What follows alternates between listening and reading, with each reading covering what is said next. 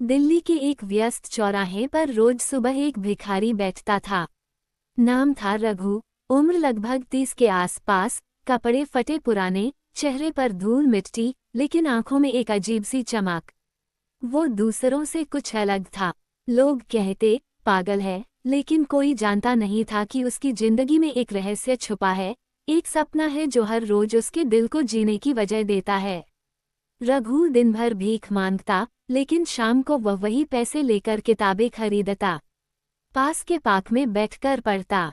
उसकी जुबान से अक्सर अंग्रेजी, हिंदी और शायरी सुनने को मिलती। लोग चौंकते, भिखारी है या कोई प्रोफेसर।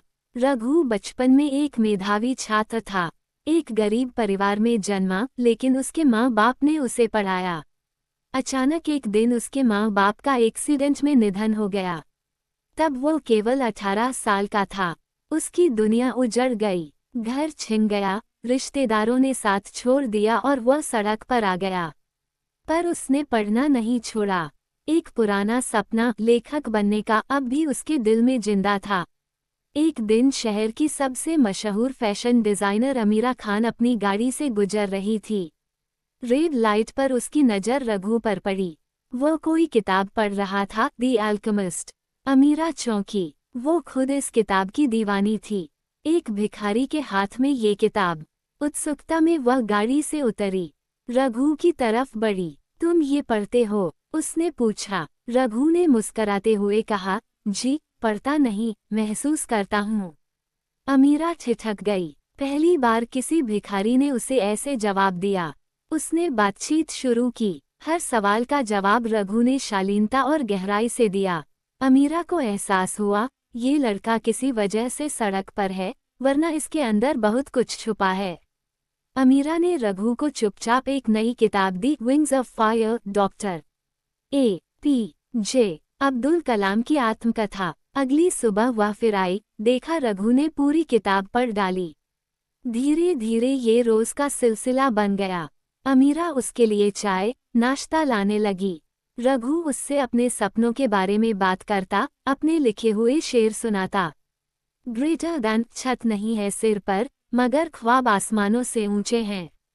हर चोट में भी एक गीत छुपा है, मैं दर्द को भी रचनात्मक समझता हूँ। अमीरा का दिल पिघलने लगा। अमीरा और रघु की दोस्ती चर्चा का विषय बन गई। मीडिया ने भी खबर उठा ली, फैशन क्वीन और भिखारी की दोस्ती। अमीरा के दोस्त, परिवार वाले सब विरोध में आ गए।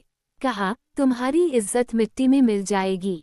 अमीरा ने एक ही जवाब दिया, इंसान की कीमत उसके कपड़ों से नहीं, उसकी आत्मा से होती है। रघु खुद बहुत शर्मिंदा हुआ। बोला, तुम मेरी वजह से बदनाम हो रही हो, मैं कहीं दूर चला जाऊंगा। अमीरा ने उसका हाथ पकड़ लिया, तुम जाओगे नहीं, तुम मेरे साथ चलोगे। तुम्हारे सपनों को मैं पूरा होते देखना चाहती हूँ। अमीरा ने रघु को अपने गेस्ट हाउस में रहने की जगह दी। सबसे पहले उसे नहलाया, साफ सुथरे कपड़े दिए, दाढ़ी कटवाई। रघु अब बिल्कुल अलग दिखने लगा। पढ़ा लिखा, सौम्य और गंभीर। अमीरा ने उसे एक लैपटॉप गिफ्ट किया और बोली, अब लिखो, तुम्हारी कहानियां दुनिया को बदलेंगी। रघु ने लिखना शुरू किया। ब्लॉग बनाया। उसकी पहली कहानी, सड़क के किनारे ख्वाब, वायरल हो गई। फिर एक एक करके उसकी कहानियां अमीरा की कंपनी की वेबसाइट पर छपने लगीं। 6 महीने में रघु एक उभरता हुआ लेखक बन गया। उसका नाम अब सोशल मीडिया पर ट्रेंड करने लगा। एक पब्लिशिंग हाउस ने उसका पहला उपन्यास, जिंदगी की गली, छापा, जो बेस्टसेलर बन गया। रघु ने पहली कमाई का 50% अनाथ बच्चों की शिक्षा के लिए दान किया। अब वो दिन भी आया, जब उसे टेडेक्स टॉक के लिए बुलाया गया। मंच पर उसने कहा, ग्रेटर दैन, मैं भिखारी नहीं था, मैं तो सपनों का साधक था। दुनिया ने मुझे धूल में देखा, लेकिन मेरी आत्मा हमेशा उड़ान में थी। अमीरा ऑडियंस में बैठी रो रही थी, खुशी के आंसू। एक दिन अमीरा रघु को ले जाकर उसी चौराहे पर खड़ी हुई जहां वे पहली बार मिले थे।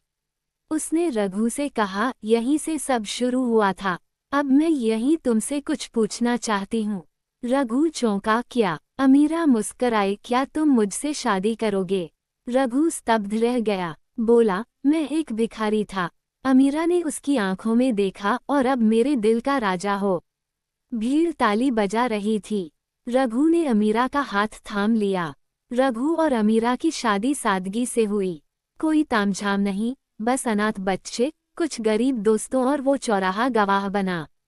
आज रघु एक सफल लेखक है। उसने कई भिखारियों को शिक्षित किया, आश्रय दिए। और अमीरा, वह आज भी उसके हर शब्द की पहली पाठक है। कहानी सिखाती है, प्यार, सपने और विश्वास किसी भी हालत को बदल सकते हैं।